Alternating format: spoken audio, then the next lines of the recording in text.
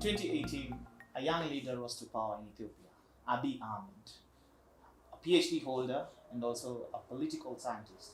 And also he has done PhD conflict and resolution. In 2019, he received a Laureate Nobel for peace, and he brokered a peace between Ethiopia and Eritrea. And in 2020 came the headache, the Tigray community. The Tigray community, with the government of Ethiopia, has been fighting. And today in our discussion, we're going to discuss about the Tigray community and Ethiopia. What is going on in Ethiopia? And my guest today is Maina Macharia, an international power relation expert, and who's going to speak into the matter. Welcome, Macharia. Thank you very much for having me. Yes. Yeah. So, what's happening in Ethiopia in regards to the conflict between the government of Ethiopia and the Tigray community? What's going on in Ethiopia, I would say, is it's basically tensions coming to the surface that have been there for a significant period of time.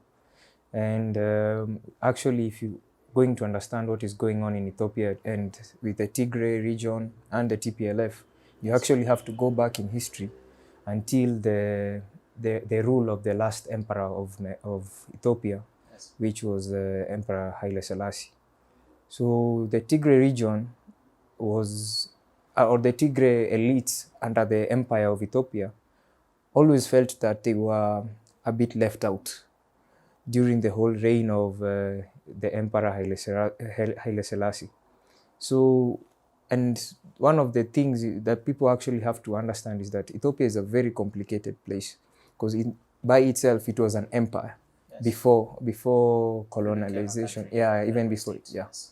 So it had very different, basically autonomous regions. Yes. So Tigray was one of those autonomous regions, and unlike most of the other parts of the country, they had a very strong sense of how would I call it, nationhood or regionalism. Yes. So they always had a firm identity as Tigrayans outside of being Ethiopians. So they were always Tigrayans first and then Ethiopians next. Yes.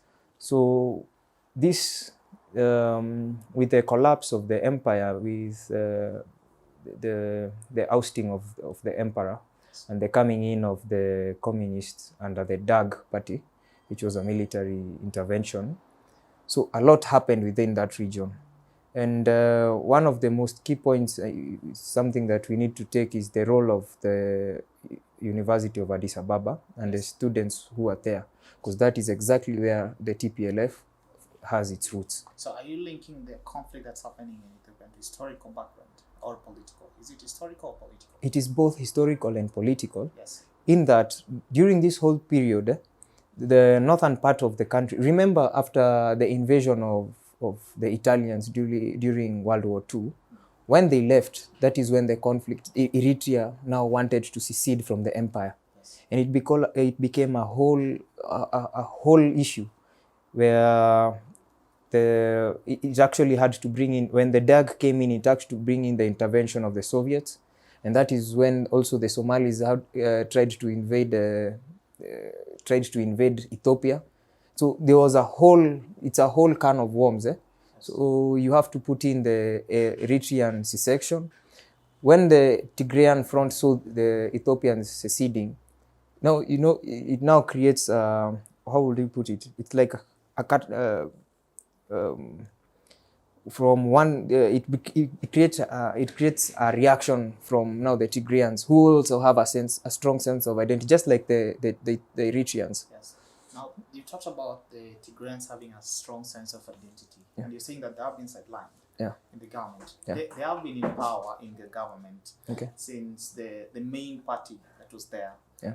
They were the ones who were dominating the coalition that was there in the government. Yeah. Now, coming on when Abiy came into power, he disbanded that main party. Yeah. And now the Tigrayans, they were infuriated by that.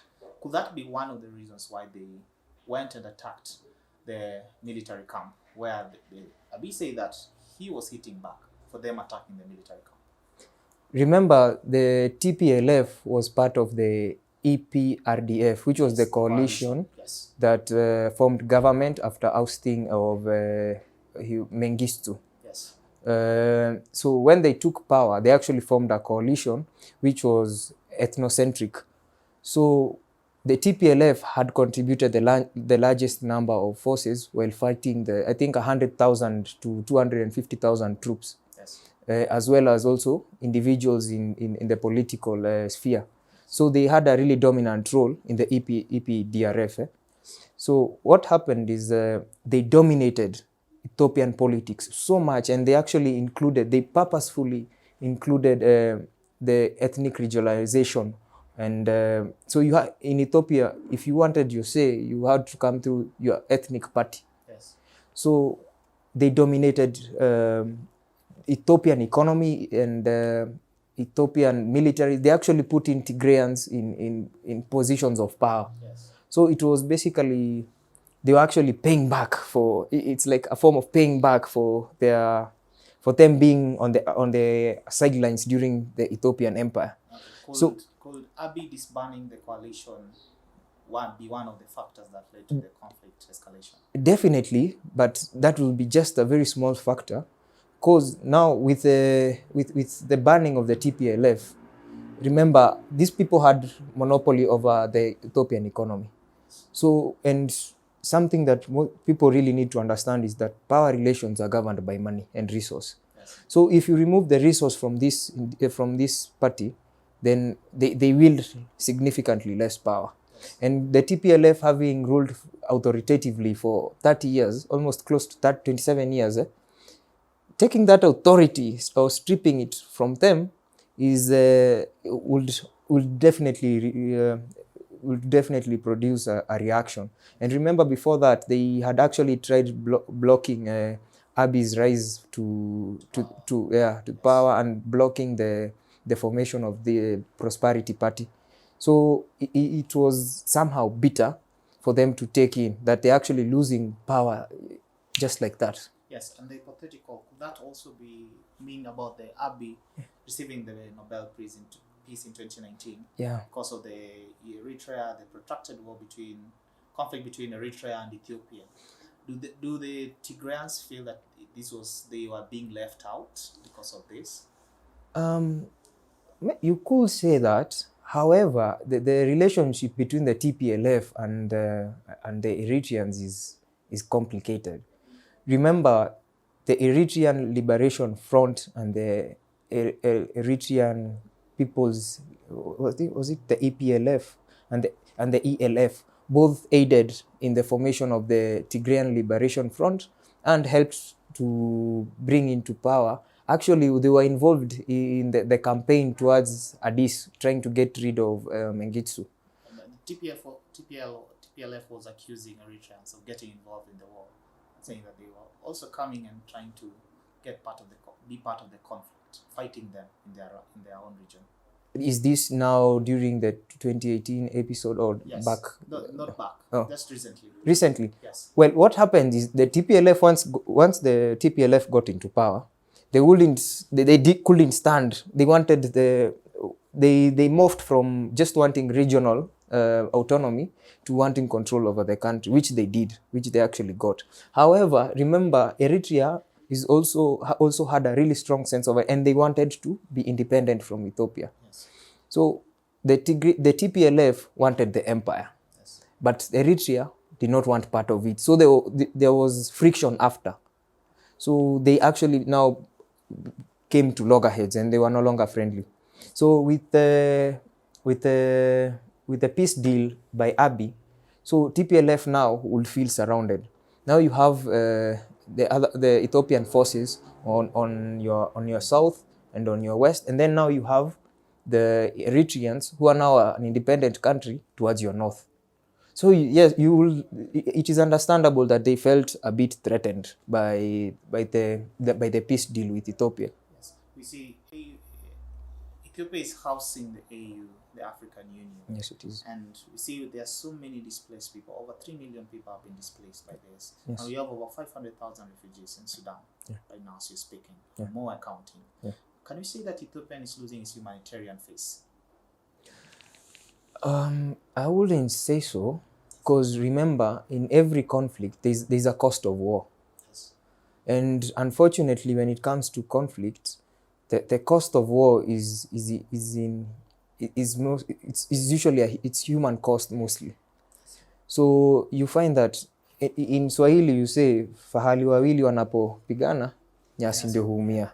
So unfortunately now you find that the people of the region of Tigray and the Amhara around, so there's a lot of how would you say, and remember this part has been devastated a lot because in the, was it 82 or 92 famine of Ethiopia, it was the same region that was facing this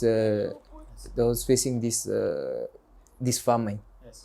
So it's been, I would say that the region has actually been devastated by many different events, but it's the cost of war. Yes. I would say. And so I'll be saying that until our efforts are certain, the rule of law are achieved. Yeah. And that means that he locked out any form of negotiation when it comes to TPLF.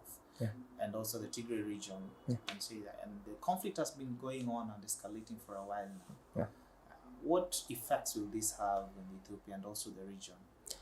I think it will have significant impact on especially the region, because now you see how Ethiopia is structured. Especially every region, every region has its own like militia or regional force.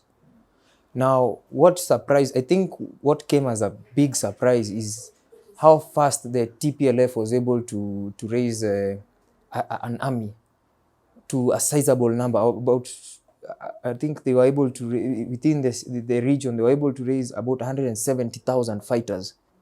That is a very short period of time to actually bring in such kind of manpower. But the Tigray has 7 million people. Okay, consider this. Yes. The federal, the Ethiopian military itself, Yes. I think is composed of around 100 to 200,000 active military personnel. Yes. This is not counting the reserve. Now, if you have one region of your country able to raise 170,000 fighters, just like that, that is a very big threat. So I believe that might have significant impact, especially when it comes to the security situation in other regions, because that will be equivalent to having, say, you remember a while back, the central region had this militia called Mungiki. Yes. Now, the government by itself was already threatened. This was an organized and maybe armed unit or entity. Yes. The numbers were small, but do you imagine what the reaction of the government of Kenya would have been if the numbers of Mungiki would have been, let's say, close to 100,000 members? That's a true fighting force, you know, because that's a lot of manpower. Okay. Yeah. Is secession an option for the Tigray region? I wouldn't believe so at this moment. Yes. Especially, I think it would have been on the table had the TPLF not tried to bring in Eritrea into this. Because now, yes, it's a little bit more complicated. Yes.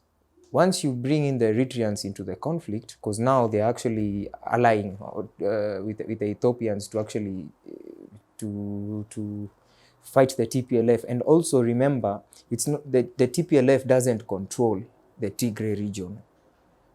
They control the militia in the Tigray region.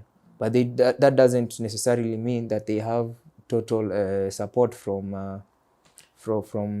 the locals. yes. So remember when they staged these elections, which were an affront to which Abiy considered, and the Prime Minister Abiy considered, remember there were two parties from the Tigray region which actually did not take part in this. So this shows you that it's not United. it's not like a united thing in Tigray. And even when you follow up on the campaign, you will find that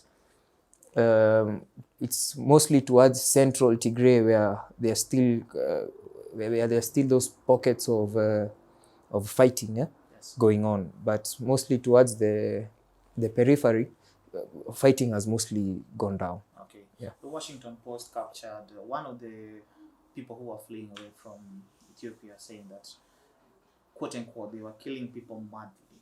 Is the government of Ethiopia killing its people, or is it just war and those are just casualties? Okay. This is my opinion is this. Yes. When certain things like this happen, there are a lot of people who have varying interests. Yes. So information can be distorted at times.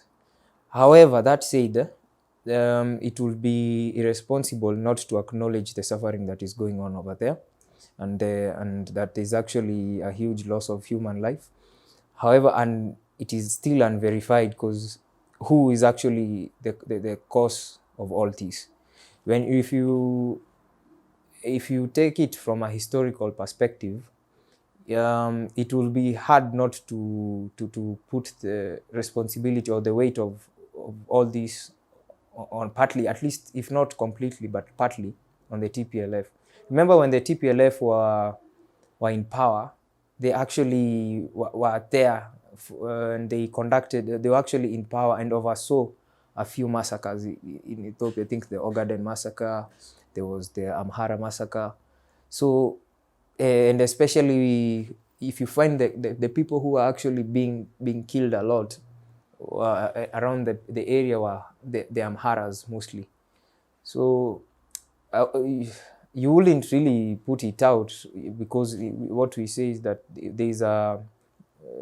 when there's the phase of war is going on, you wouldn't necessarily know who did what and who did what until after. So would it be right to say that the TPLF, they're just doing it for selfish reasons, especially for power? Yeah, it's definitely for power. I think there's also a fear in the TPLF that if they were to lose power, then they will go back to the imperial days, back to the empire days where Tigray was just another, just another region. Haven't they lost power already? Because the coalition has already been disbanded. They think they have lost power already.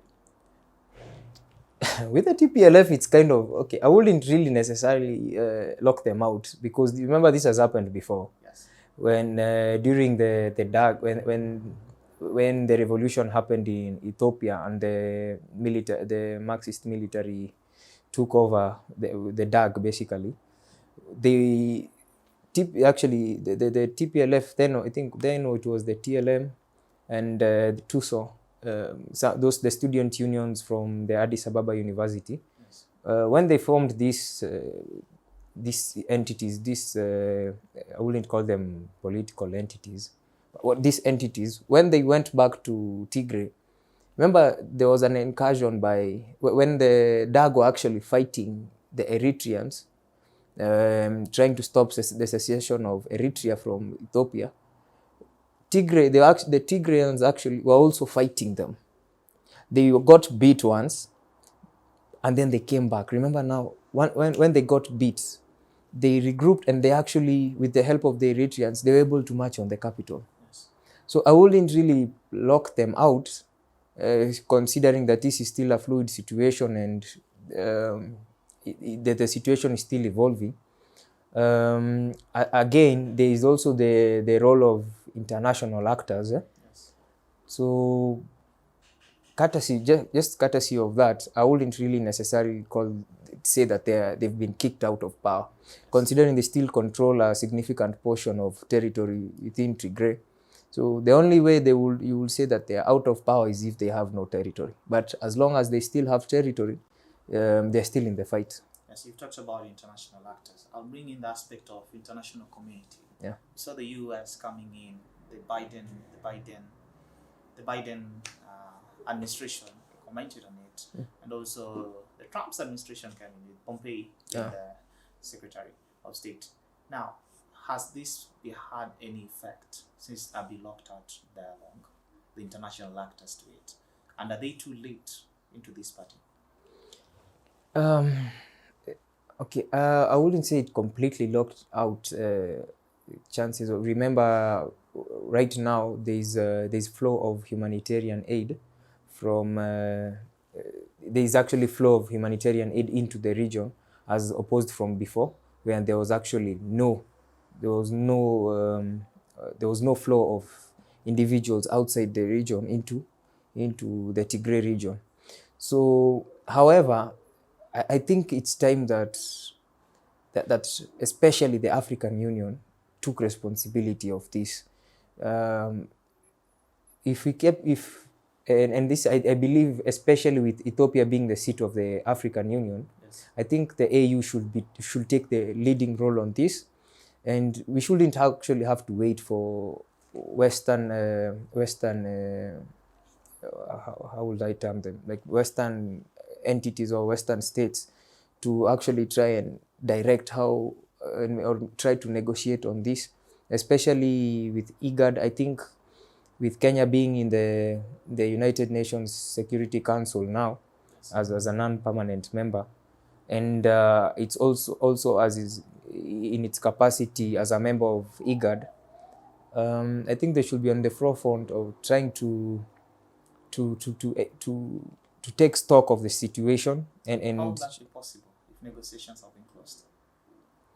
Okay, you remember now, the problem is that now, as it is, the TPLF is almost considered a terrorist outfit. Yes. within Ethiopia. However, if you are able to get these people to lay down their arms, because remember the bulk of the people are just common fighters. The people who are the true problem, you would say, are the elites, the people who actually run the TPLF.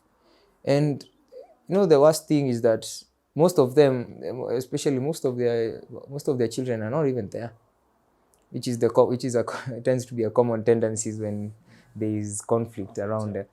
So if you are able to, I think what Abiy will actually be looking at is trying to get the top elite, the top brass.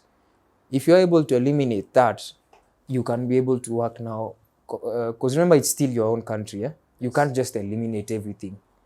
So for a sense of continuation of the state, and what do we call this, for a feel of reconciliation later, and not to plant a sense of deep-rooted animosity against the state, I think it will be advisable for Abiy to maybe look for a solution where you can get now other actors from the region, especially the IGAD region or the AU, to actually try and broker a deal with them at least. Remember, again, you don't really, you have international actors who have access to these individuals, the TPLF, because they are getting their money from somewhere, they are getting their arms from somewhere. So if you have this, if we are able to still put these channels of communication open, then we can be able to probably de-escalate this. Yes. But I think, considering it's a fluid situation, I wouldn't count out anything. Okay. Yeah. Now, as we wrap up, Yeah. what do you think is the future of Ethiopia and the Tigray conflict? Is it something that can be abated in the near future? I'd say I think whatever outcome from that will be realized from this conflict will shape how Ethiopia views its region. I think this will definitely shape their politics, probably move them from the ethnocentric type of democracy that they have right now, the regionalism. I think this has shown it. I think the Tigray conflict has shown this to be a very dangerous. It's not the best form of governance, and I think this will going forward. This will shape how Ethiopian politics works. I think this has also solidified, if governed correctly, I think this will also solidify the friendship or the relationship between the Eritreans, the Eritrean state, and the Ethiopians, because remember, these are people who have been fighting each other for close to 40 years, and now they are allying together, banding together based on common interests. So I believe coming out of this conflict, there will be more connective interest between Eritrea and Ethiopia, as well as I I think it will definitely have major impact on especially even the region outside Ethiopia, with its relationship with Sudan. Remember, there's still refugees flowing into Sudan. So that definitely will play a role in that. I think the beautiful thing is that Sudan just came out of just concluded its conflict before now this came in, because now that would have been a completely different situation. And also I think it will impact diplomacy very, very. I remember there is also Ethiopia still has issues with Sudan and Egypt over their Grand Renaissance Dam. So I think this will also, this conflict and especially the refugee matter will shape diplomacy in years to come, and especially on the relations between Egypt, Sudan, and Ethiopia. Okay, Maina Macharia. Yeah. Thank you so much for coming to the show. You're welcome. I've been your host, Emmanuel Mamadi. We're coming to you from Ukombozi.